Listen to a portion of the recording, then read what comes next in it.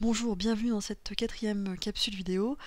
Dans cette capsule, on va partir de formules brutes pour trouver les différentes molécules associées. Alors avant de commencer, une petite définition. On dit que des molécules sont isomères si elles ont la même formule brute, mais des formules semi-développées différentes. Donc je marquais semi-développées, mais on pouvait mettre développées, on pouvait mettre des formules topologiques, bref, des enchaînements d'atomes différents. Mais la même formule brute. Alors en partant de cette définition, je vous propose deux défis. Le premier, le voici. Trouver et nommer les trois isomères des alcanes de formule brute C5H12.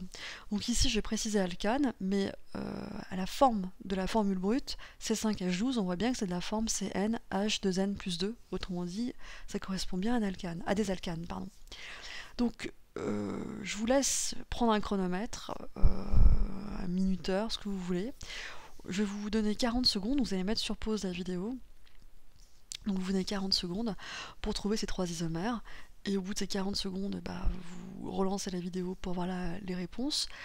Ou alors vous accordez un petit peu plus de temps si vous voyez qu'il vous en faut un petit peu plus de secondes pour trouver la réponse. Donc je vous laisse mettre sur pause la vidéo. Donc voici les réponses. Alors, premier isomère, c'est un enchaînement simple, un enchaînement linéaire, tout ce qui est de plus simple. Donc ici, on a affaire à des alcanes, donc le nom finira par ane. On a ici, dans la chaîne, on n'a qu'une chaîne principale, donc c'est assez simple. 5 atomes dans la chaîne principale, un alcane, donc pentane. Deuxième isomère, donc il s'agit en fait tout simplement de substituer un hydrogène des carbones qui ne sont pas aux extrémités de la chaîne initiale et de le remplacer par une ramification CH3. Donc ici, on a un CH3 donc sur un des 4 carbones de la chaîne principale. Donc ici on va bien sûr numéroter de droite à gauche.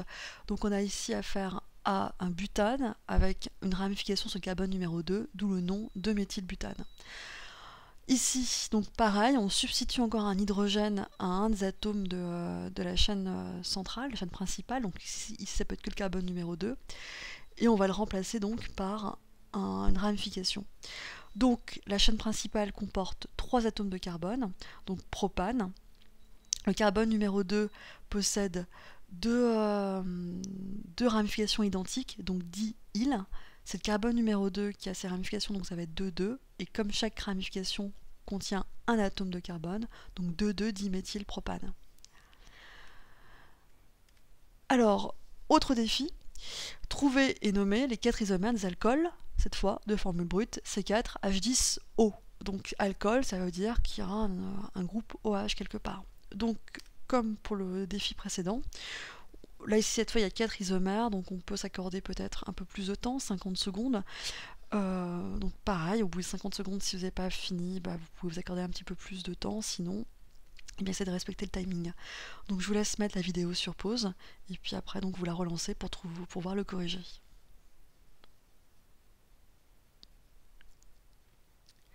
Alors, je présume donc que vous avez trouvé et que vous souhaitez voir donc les réponses. Premier enchaînement, tout ce qui est plus simple, un enchaînement linéaire, 4 atomes de carbone, donc on dirait butane, mais le carbone numéro 1 porte, donc c'est un carbone fonctionnel puisqu'il porte le groupe OH, donc butane 1-ol.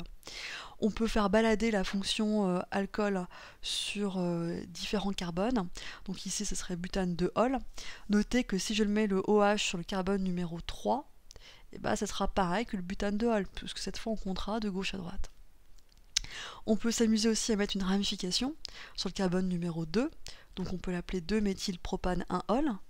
Mais regardez, ici, cette ramification, elle n'a pas d'autre possibilité que d'être sur le carbone numéro 2. Sur le carbone numéro 1, on aura affaire au butane 2-ol, et si elle était sur le carbone numéro 3, on aurait affaire au butane 1-ol. Donc parce qu'il n'y a pas d'ambiguïté, parce que si je dis méthyle, il serait forcément dans ce cas placé sur le carbone numéro 2, bien souvent on s'affranchit du chiffre 2 pour la ramification. Donc ici il n'y a pas d'ambiguïté, donc la ramification elle ne peut être que sur le carbone numéro 2. Si on la met sur le carbone 1 ou carbone 3, on se retrouve dans la première ou la deuxième situation.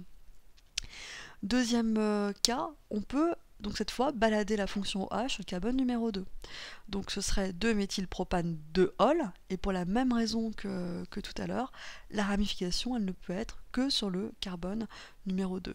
donc parfois aussi on peut l'appeler méthylpropane de Hall. En effet, si on le met sur le carbone numéro 3 ou le carbone numéro 1, on aurait affaire dans les deux cas au butane de Hall.